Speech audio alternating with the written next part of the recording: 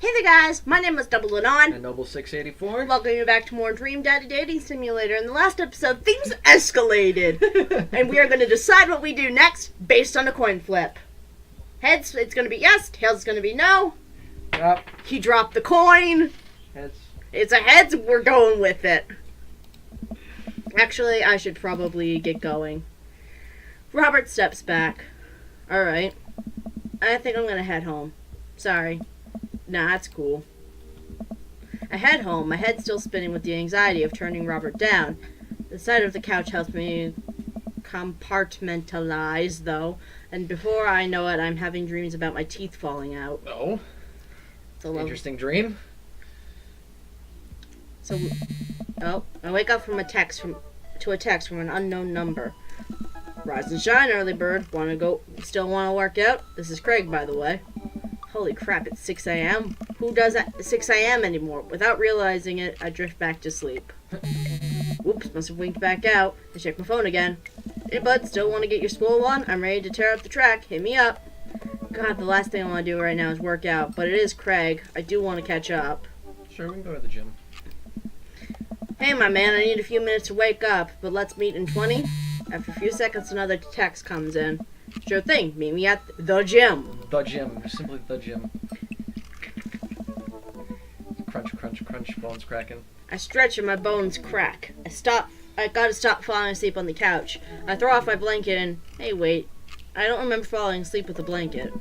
Amanda must have tucked me in after I fell asleep. Bless that child. I reluctantly brush my teeth, throw on my only clothes I own that are even kind of gym appropriate, and head out.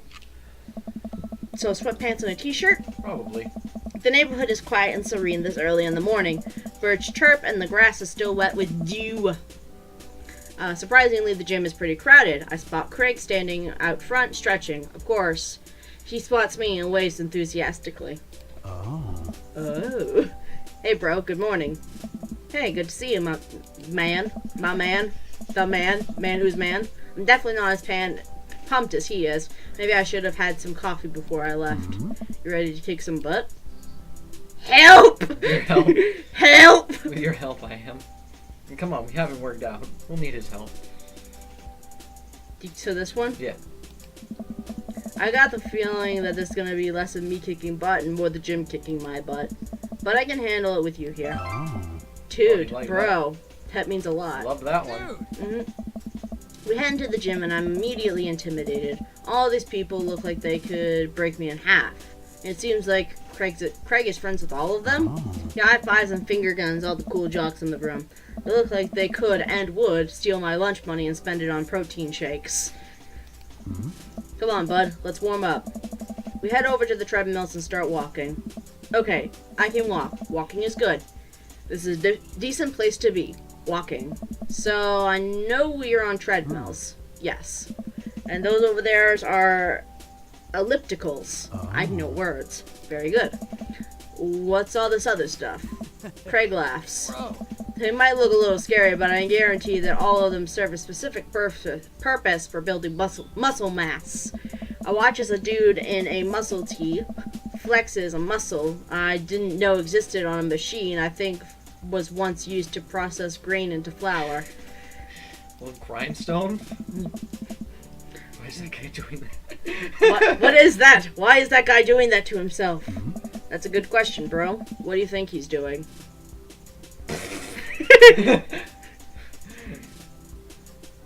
Praying to some sort of pain god? Which one? Let's go with the pain god. That was funny. That made me laugh. It's like a religious flagellation meant to atone for one's sins. I know words. You're actually not far from the truth. Nice. Oh no, Craig is turning up the speed. I better do the same. How long have you been doing the buff thing? Nice. Couple of years. And what do you do when you're not dadding or working or buffing? Oh, I coach my twin softball team. That still counts as both dadding and buffing. I keep busy. What do you do for fun? I love learning. Let's go with the learning. Never I try to educate myself about the world around me. I'm like a sponge for knowledge, soaking up all that intellectual content, history, the paranormal, wilderness survival, aliens. Yeah, that suits me pretty well. Mostly those things. So you watch the History Channel too, huh? Yes. We're jogging now. Holy crap. So many eggplants! You like that? We're jogging now. Oh god, we're jogging now. Really like that one. I look over to Craig, who hasn't even broke a sweat. How is he doing this so effortlessly? I'm dying. I can feel my life force draining through every orifice of my body. Hey, remember when my fish died in college? No! I don't like this story. Oh god, is he really bumping up the speed again? I guess I better do it too. Oh, this is fast. This is very fast. And we were at that party, and you vowed to make me feel better? You tell me to create a distraction, so of course I do a sick cake stand and get everybody cheering. And then I try to steal a fish from the fish tank at the party with my bare hands like an idiot. Nice. And then you drop the fish and it's flopping around and you panic. So you run up to me post-cake stand with a dying, dirty fish in your hands that you scooped off to the ground. Off of the ground, and you're yelling at me that we have to leave. Hey. So we're running out of the frat party with a fish and trying to give it mouth-to-mouth resuscitation. And we get him home and get him into a bowl, but the prognosis was grim. And the next day he's alive and well. Hey. They never did catch the great fish thieves of Grand Ridge U. And they never will! I shoot off the edge of the treadmill and crash into the wall. Jesus, that hurts. Hey. Dude, bro, are you okay? Ow. Craig offers me a hand and looks me over for injuries. I'm fantastic. Fan-damn-tastic. I managed to stand up and rub my back. It doesn't hurt now, but I'm sure it will later. I don't know. You don't have to push yourself like that. Always know your limits. I don't know, he says. Well, I think I might call it a gym adventure here. You sure? Yeah. Oh. Alright, well, here, I brought you this. Craig hands me a shaker full of the thick green liquid. I stare with it what must be apparent distaste. It's a protein shake, bro. Oh, thank you. He wants me to drink it. Oh boy, here goes. I take a small sip. It's actually delicious. Wow, this is really good. Hey. And good for you. It's my special recipe. I'm pretty proud of it. Hey. Let me know if you ever want to work out again. Maybe we could try running around the neighborhood if treadmills aren't your speed. No pun intended, bro. Good one. Well, I'm gonna go put ice on this everything. I'll see you around. I leave the gym feeling ashamed. Craig used to order delivery from the pizza place around the street from our dorm, and now he can run circles around me. Literally. Man, I really gotta work on this dad bod. Dad bod. I get home and lie down on the couch. It hurts to move. Oh god, I'm so old. Sleep. No, I must have fallen asleep. What time is it? Shoot, it's 3:55. I'm supposed to be at Amanda's school in 5 minutes. I frantically put on some clean clothes, apply a generous amount of deodorant, and run out the door. It's rude to ask people about the mysterious hand tattoos. Well, That would have been good to know, like, earlier. Yeah. I arrive at Amanda's school and check in at the front desk. They give me a bright orange visitor sticker and send me on my way. I'm barely awake and feeling pretty haggard, but hopefully nobody will notice. I check my watch, and I'm relieved to see that I am only 2 minutes late. Wait, was it room 103 or 108? I spot a youth standing at his locker and approach him for help. Excuse me, do you know where Mr. Vega's classroom is? Hello. What's this whack job? Look at this kid. Look at this guy. Look at this dude. The youth turns around and looks me up and down with heavily lined eyes. Come on, kid, I'm late for a meeting. Mr. Who? Mr. Vega. I don't know, have you tried the exit? Okay, wise guy, are you gonna help me or not? Fine, up those stairs and to the left. Can't miss him. I head up the stairs, walk around, unable to find Mr. Vega's classroom anywhere. After a couple minutes of searching, I head back downstairs. That punk youth sent me on a wild goose chase. I get back to where that low-rent Garrett Way is standing, fully ready to give him a piece of my mind when suddenly a head pops out of the classroom next to his locker. Lucian, don't you have a third period to get to? fine, Mr. Vega. Wow! Now that I'm officially 10 minutes late, I glare at him as he walks away. We're not cool. You must be Hunter. This period's almost over. Would you mind waiting in the back? Oh. Mr. Vega leads me in, and I take a seat in one of the comically small student desks in the back. I might get stuck in this. Oh. Alright, where were we? Now, who can tell me about the unreliability of the narrator in J.D. Sandlinger's Catcher in the Rye? Yes, Colin? Colin stands up and does the thing where he blows off the crook of his elbow to make a fart noise. The whole class erupts in laughter. Alright, everybody. Very funny, Colin. Please sit down. Now, Holden Caulfield is an unreliable narrator in the sense that the bell for the end of the period rings. All the students immediately get up and make a break for the door. What? Remember to do the reading and answer the response questions on page 194 in your textbook. Nobody is listening. Oh. Or not, I guess. Mr. Vega turns to me and sighs. Middle schoolers, right? Don't you teach high schoolers? Both. You know, budget cuts. Right. Thanks so much for coming in. No problem, Mr. Vega. Please, call me Hugo. I don't normally do these Hugo Vega. I don't normally do these impromptu parent-teacher meetings, but as I'm sure you know, Amanda's a very bright student, and I'm concerned about her recent behavior. What's going on?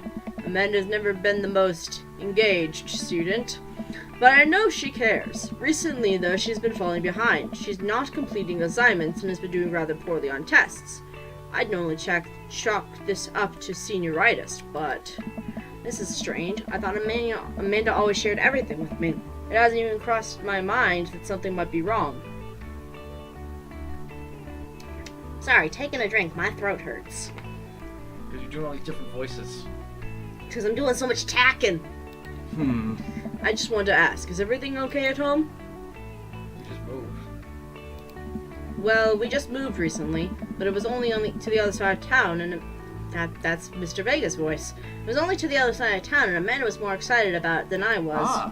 See if you could talk to her about it. I know she values you as a great deal and would appreciate your guidance. If she keeps heading down this road, I know how important art school is to her, and I would hate to see her miss out on the scholarship money that she clearly deserves. I'll make sure to talk to Amanda. Thanks for letting me know, Hugo. Anytime. On my way out, I stopped, thinking for a moment. I turned to Hugo. Hey, Hugo. Yes? Did you ever catch that rye? Yes. Like that. I leave the classroom and make my way out of the school. I'm still a little bit in shock that Amanda was able to hide this so well from me. She's always been such a force for positivity in my life, especially after we lost her father. Amanda must be done with classes for the day now. I'm sure she would appreciate a ride home, and maybe I can talk to her about what's going on. I pull up to the carpool, and Amanda hops in the passenger seat. So, did you have fun gossiping about me? Mr. Vega and I actually just gossiped about our celebrity crushes. So you talked about Mario Batali the whole time? It was a very productive meeting. I'm pretty hungry. Can we grab some dinner? Sure thing. Go to the food court. Does that sound good to you? Yeah, sure. Why the mall? Jeez, can a dad take his daughter to the mall? Can a dad take his dad out? Will you buy me things? I will buy you a thing, singular. Sounds like a deal to me. We drive in silence for a short while. Amanda plays a game on her phone. I should say something. You know, sometimes when a kid gets older, they find that they have to keep things hidden from their parents. And that's okay, because sometimes that's what kids do. And that's okay. But also sometimes it's good to have the parents' perspective, because, you know, maybe the parents have also dealt with similar situations. And maybe they're a little cooler than you give them credit for. Anyway, what I'm trying to say is that it's good to share. Love you. Have you been reading my tweets? You have a Twitter? What? Never mind. Look, sweetie, Mr. Vega said you haven't been participating in class and that you're not turning things in. Oh, I'm fine, Pops. Senioritis and all that. I thought you liked Mr. Vega's class. It's fine. He's fine. You pull up to a stoplight, and I eye Amanda. She's still texting. I want you to know that you can talk to me about anything. Uh-huh. I can tell that whatever it is, she doesn't want me knowing about it. That's frustrating. I hear Emma R. is going to that fancy art school in California. That's exciting. She's jealous. Yep. Are you bummed that you guys aren't going to the same school? Yep. Amanda keeps texting. She stifles a laugh. What's so funny? It's, I don't think you'd get it. Okay. Who you texting? Noah. Who's Noah? My friend. Does he go to your school? Yep. Do you like Noah? Whoa. What? No! Dad! Can't believe you would... Dad! I mean, jeez. Why would you... I bet she Gross. does. I bet she does. Right, with that reaction? Yeah. Sorry, just asking. Dad, he's just my friend. Guys and girls can be friends. He's my friend. Okay. Jeez. This is going well. Well, good talk. Love you, kiddo. She leans forward and turns up the radio. I guess that conversation is over. To the mall, then. Damn, babe. Carbs! We arrive at the mall, a big indoor shopping center with a couple of different floors. It's kind of dead, but that doesn't stop a mall security guard from yelling at a group of loitering teens. Let's eat something disgusting for dinner. Right. Hell yeah! Language missy. Heck yeah? Better. We approach the food court and evaluate our opinions.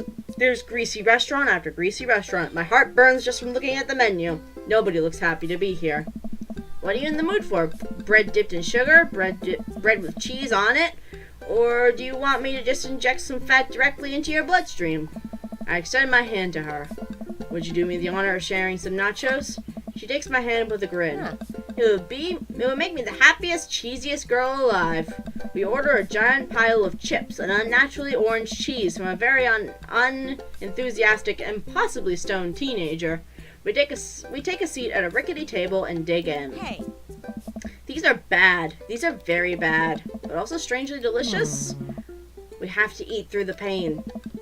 We enjoy the fluorescent cheesy goodness together until we're all out of nachos. So, something's been bothering me for a while. Can you explain memes to me? Dude, I know how you feel! Which meme? All memes. Ugh. Amanda sighs deeply and places her head in her hands. Dad, it's complicated. See, memes are inside jokes shared by a bunch of people that get less funny the more people do it. So the problem is that by the time a meme gets to you, Dad, all its use have already done the joke to death. Oh. And what's worse is that is that movies and TV and video games will try to jump in on the meme train, but just based on how long it takes them to make them, the meme will be long dead by the time it comes out, so it just dates it and isn't funny. Oh shit, what up? Oh, it's that boy! That's the meme, right? Oh shit, what up? Dad, please. Anyway, changing the subject. Where to now? Want to go to that goth store? What? You know, the one that's all black and tries to establish itself as an anti-establishment despite being an exact representation of the establishment. I don't know what store you're talking about. You know, the one where you can buy chain wallets, and it's basically an assault on what people fought so hard against in the punk and hardcore movements of the 70s and 80s. Dude, you gotta be more specific. The one you threw up in that one time. Oh, that one! Oh, we're gonna meet the long-haired dude here.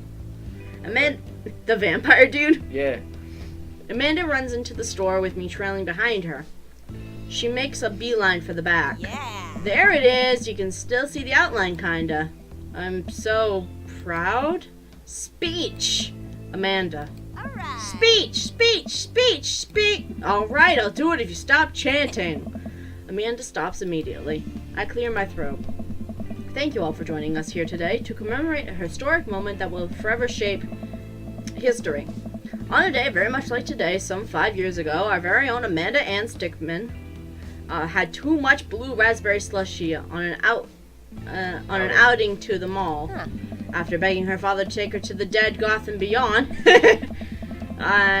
to buy rainbow suspenders, she proceeded to throw up all over a display of My Chemical Romance merchandise. Her loving father had then had to pay for said merchandise, which to this day remains among our possessions. Thank you. Amanda is moved. She begins clapping, slow at first, then faster and more vigorously. Several other patrons turn their heads. One of them also starts clapping. I bow my head. Yes. Oh hey, chain wallets. While Amanda busies herself looking at band t-shirts, I try to find something of interest to myself. Not much for a dad to look at in a dead goth and beyond. Clearance bin. Yeah! Check out them hot deals! There's a big cardboard box of marked down items. I'm pretty sure $4 of purple eyeliner is a good deal, I think. I wonder if I would look good in purple eyeliner. Would you look good in purple eyeliner? I don't think so. They'd match your glasses-ish. You should stop. Hell yes, I would. Nice. Look, this is very important to me. Oh. Bleh! Hello, Hello. Dracula. I overhear a stifled argument over at the cash register. An older gentleman is carrying a garment and showing it to a bored-looking cashier with pink hair. I can see that. Don't know what to tell you, dude. I just work here. Ah! Listen, when I bought this online, the website said this blouse was Victorian inspired. However, when I received it, it clearly held a trademark of Edwardian dressage. Do you want a coupon? I can give you a coupon. Will you leave me alone? Will you leave if I give you a coupon? Is there a manager present? People have to know what they're buying. I am the manager. I see. Well, it seemed that I outstayed my welcome. Good day, shopkeep. Your superiors will receive a strongly worded letter by post. Whatever, dude. The man whirls around and storms out, his literal coattails trailing behind him. I can't tell if they're Victorian-inspired or Edwardian in nature. Amanda trots up to me with the t-shirt in her hand. Oh boy, here it comes. Oh, no. Hey, Dadtron 5000. Yes, I'll buy it for you. Wow, that was easy. Thanks. At least it's only one this time. Amanda plops the shirt on the counter and grins at the cashier. I love your hair. The cashier says nothing and rings Amanda up, radiating hatred. I hand her a 20. So, what's that guy's deal? The cashier rolls her eyes so hard I'm worried she'll pull something. That's Damien. He's in here all the time. He's obsessed with Victorian fashion or whatever. She hands Amanda her bag and it's clear the conversation is over. I don't get no change for that 20? Oh, I didn't read what that said. Oh well. Something about going home. Amanda and I sit on the couch trying to find something to watch over bowls of ice cream. Nice. Yeah, ice cream! Nice. Should we call it there for an episode? Sure. Alright. Well, thank you guys so much for watching. My name is Double-Anon. And I'm Noble684. And we'll see you all in the next episode of Dream Daddy Dating Simulator. Bye, guys!